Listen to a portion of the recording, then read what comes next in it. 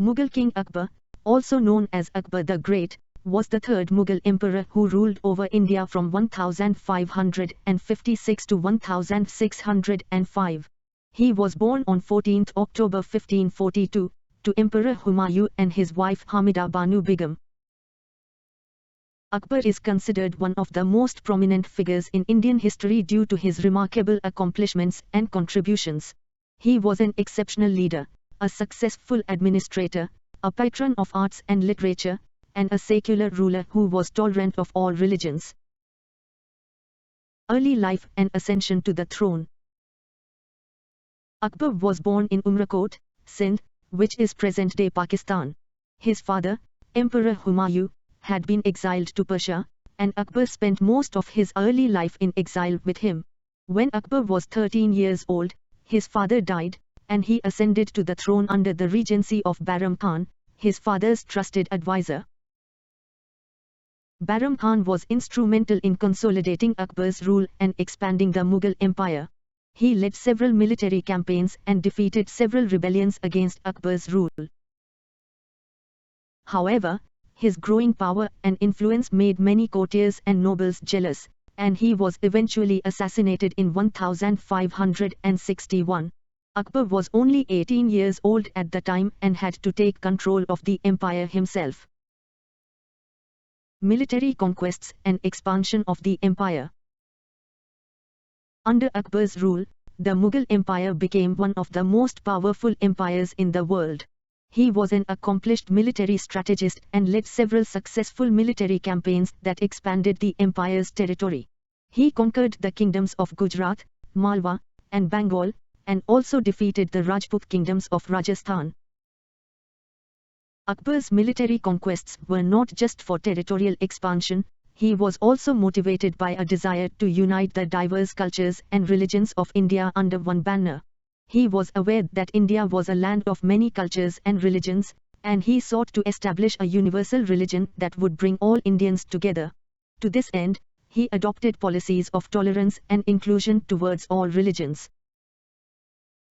Religious policy and tolerance.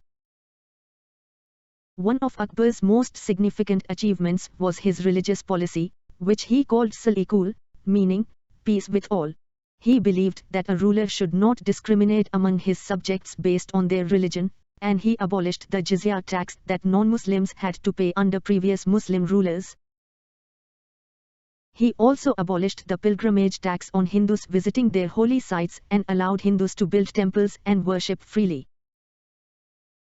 Akbar was a devout Muslim, but he was interested in all religions and believed that all religions were paths to the same truth. He invited scholars and religious leaders from various religions, including Hindus, Christians, and Jews, to his court and engaged them in religious discussions.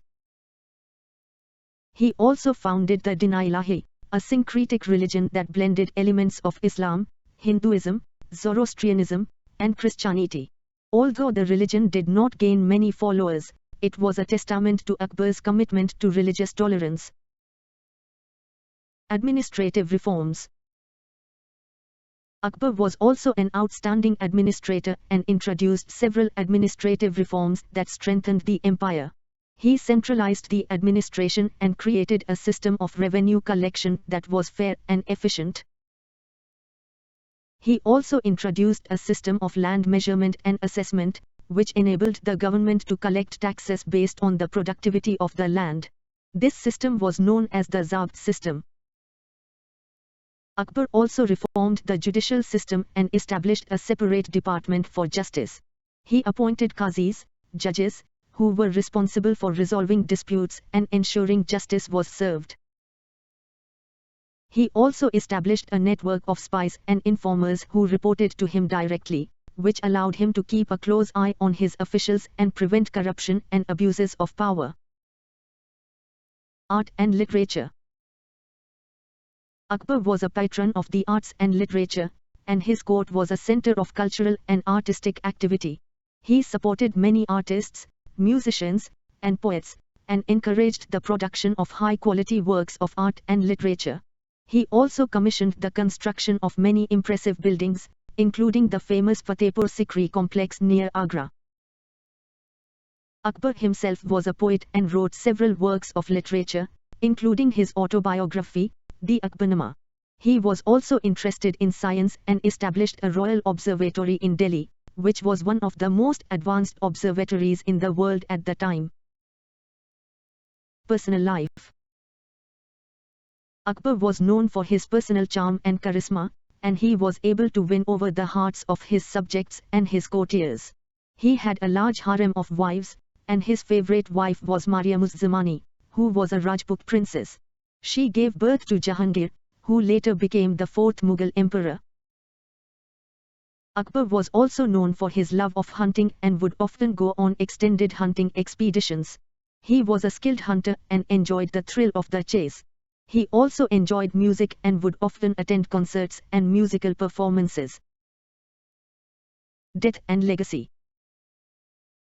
Akbar died on 27 October 1605, at the age of 63. He was succeeded by his son Jahangir, who continued his father's policies of religious tolerance and administrative reforms. Akbar is remembered as one of the greatest rulers in Indian history, and his legacy continues to inspire people even today. His religious policy of tolerance and inclusion is particularly relevant in today's world, where religious tensions continue to cause conflicts and divisions. His contributions to art, literature, and science have also left a lasting impact on Indian culture and society. Conclusion. Akbar the Great was a remarkable ruler who left an indelible mark on Indian history. His military conquests and administrative reforms expanded the Mughal Empire and strengthened its hold over India. His religious policy of tolerance and inclusion set an example for future generations, and his love of art, literature, and science inspired many artists and intellectuals. Akbar's legacy continues to inspire people to this day, and he remains one of the most respected and revered figures in Indian history.